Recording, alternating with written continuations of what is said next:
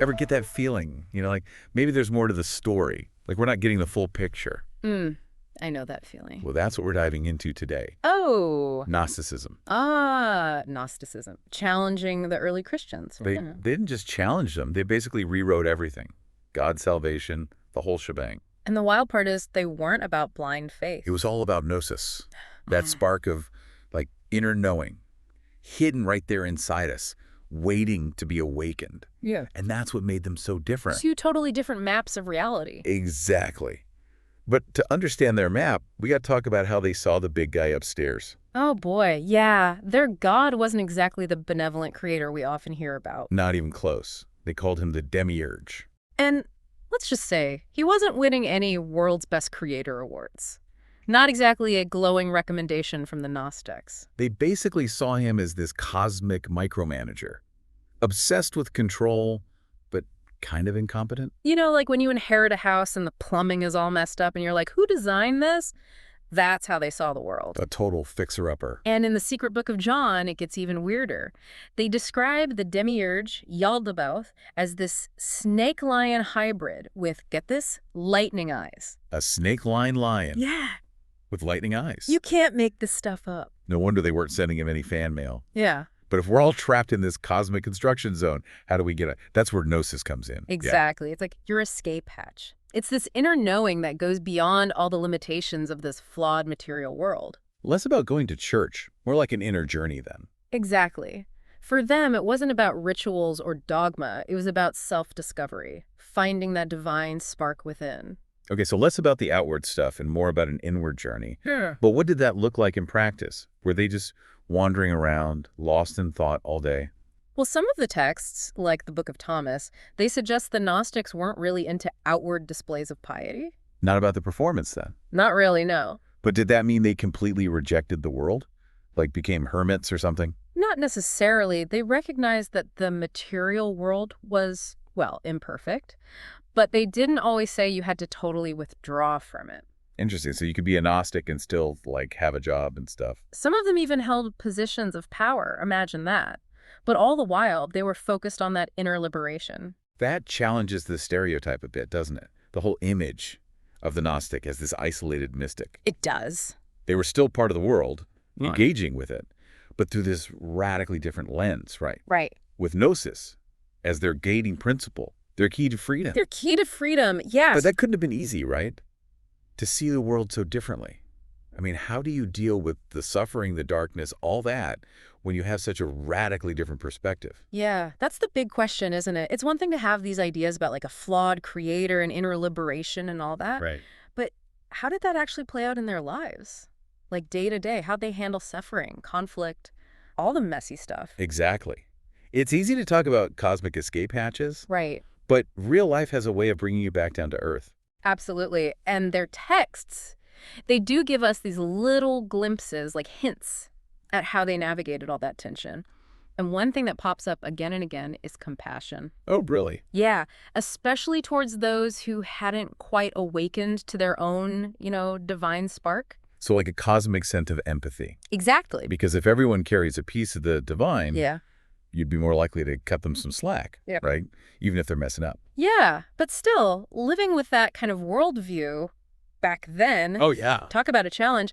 Imagine being surrounded by people buying into the official story. Right. And you're sitting there with this whole other level of understanding. Like you're in on a secret, but you can't tell anyone. Exactly. And let's not forget, the early church, they weren't exactly known for their tolerance of different viewpoints. No, not at all. It took guts to challenge the dominant narrative, especially then. Major guts. The Gnostics, with their diverse texts and, their focus on individual experience, they didn't exactly fit in. They were like the original free thinkers. Yes. Questioning everything, going against the grain, and bam, branded heretics. Which wasn't just a label back then. Oh, no, it was dangerous. It cost you. So how'd they keep those beliefs alive under so much pressure? Well, secrecy became pretty important. They met in small groups, often in secret. Their teachings, a lot of times, they were passed down orally. Wow. And those texts, guarded fiercely, protected from, well, destruction. It's like this clandestine network of truth seekers, like a spiritual speakeasy. But All this talk about a flawed world, it makes me wonder, did they even appreciate beauty? Was there any room for that in their worldview? It's interesting, isn't it? Because while a lot of the Gnostic texts focus on the darkness, the suffering of the world, Right. they also talk about moments of divine beauty within creation. Like glimmers of the true reality peeking through. Yeah, almost like those moments when you're surrounded by chaos. Yeah. And suddenly you see something breathtaking. And it reminds you there's something more. Exactly. It makes me think about their view of death. Oh, interesting. Because with their cosmology, you might think, okay, death, that's the escape hatch Right. out of this flawed existence. It would make sense, right? But I'm guessing it's a little more nuanced than that. It is. For the Gnostics, death wasn't an ending. It was a transition. A homecoming, you might even say. Okay. There's a text, the Treatise on Resurrection, Okay. and it talks about the spiritual resurrection, where the soul is finally free from its material chains Right. and it reunites with the divine. So less about the physical body rising from the grave Right. and more about the soul going back to its true home. You got it. It's liberation, returning to pure divine knowledge. That's the core of the Gnostic view of death. Which is a pretty big departure from traditional Christianity, isn't it? Big time. They're offering a completely different framework, not just for understanding God in the universe, but for understanding life, death, everything. No wonder they ruffled some feathers. Yeah. But who are these people drawn to this way of thinking? Philosophers? Mystics?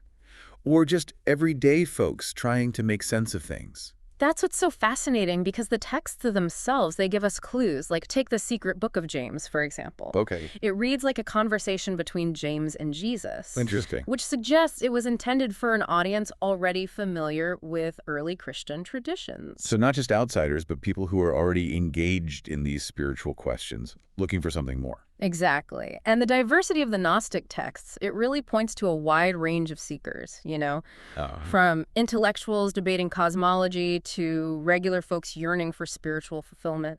And it was all happening during this time of huge upheaval. Social, religious, everything's changing. And these individuals, they're finding solace in these hidden teachings. Yeah. It's fascinating to imagine. It is. It's like they were creating their own spiritual path, piece by piece, drawing on all these different traditions, but ultimately forging their own understanding of the divine. Which is actually pretty relevant to today, don't you think? Absolutely. This focus on individual experience, inner knowing, that really resonates today. Totally. It's like they were ahead of their time, anticipating these challenges we face today. Right. Trying to find truth when everything feels fragmented. Right. With authority is constantly being questioned. You've hit it right on the head. It's that tension, isn't it? Yeah. That push and pull between individual experience and collective belief systems. That's what makes Gnosticism so relevant even centuries later. So, in a world flooded with information, how do we find that inner knowing? How do we cultivate that gnosis? That's the million-dollar question, isn't it? It's like trying to find a signal in all that static, right? Mhm. How do we even begin to cut through the noise? Did the Gnostics have any, secret techniques for tapping into that inner wisdom? Well, they didn't exactly leave a step-by-step guide. Right. But their texts, they do offer clues, like breadcrumbs on a trail leading you inward. I like that. Breadcrumbs. So where do these breadcrumbs lead? Well, one thing that pops up again and again is this idea of self-knowledge, but not just the kind you get from, personality tests and whatnot. All right. It's deeper than that. Much deeper. Remember that inscription at Delphi? Know thyself. Oh, yeah. That was huge for the Gnostics. Because for them, knowing yourself wasn't just about, identifying your strengths and weaknesses. Exactly. It was about uncovering that spark of the divine hidden within, that connection to something much, much greater than yourself. Okay, so how do we actually do that? Is it all meditation and introspection? Those can be helpful, for sure. But the Gnostics, they were really big on direct experience.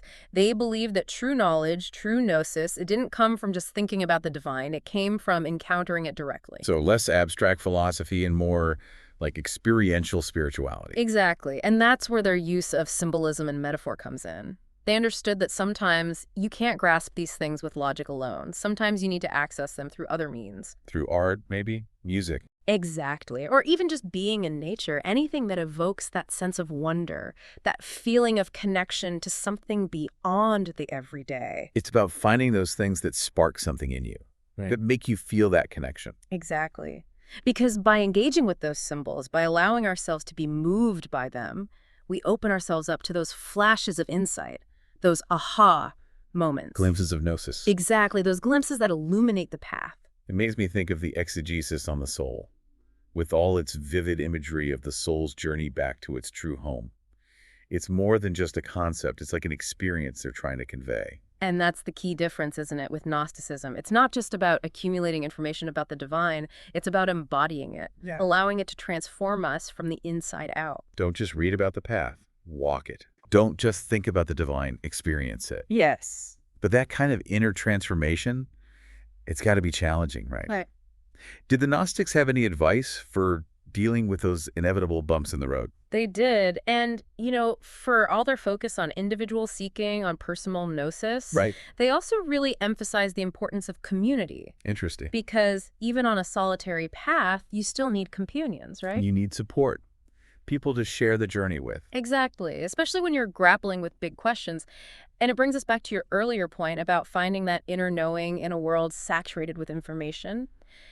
Maybe the Gnostics are telling us to be more discerning about what we let in. To choose our sources carefully. Yes, to be more mindful of what we're giving our attention to filter out the noise and focus on what truly resonates. To trust our gut, that inner compass. Exactly.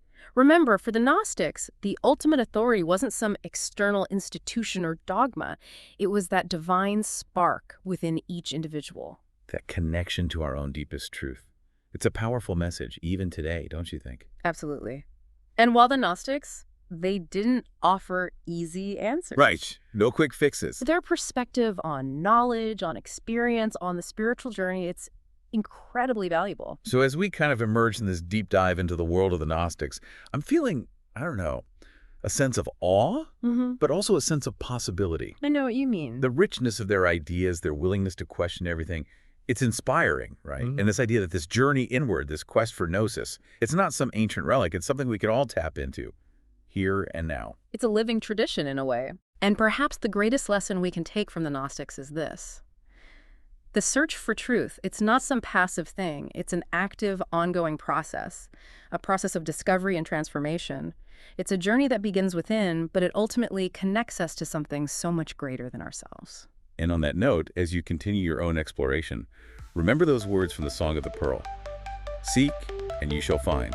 The treasure is within you, waiting to be discovered.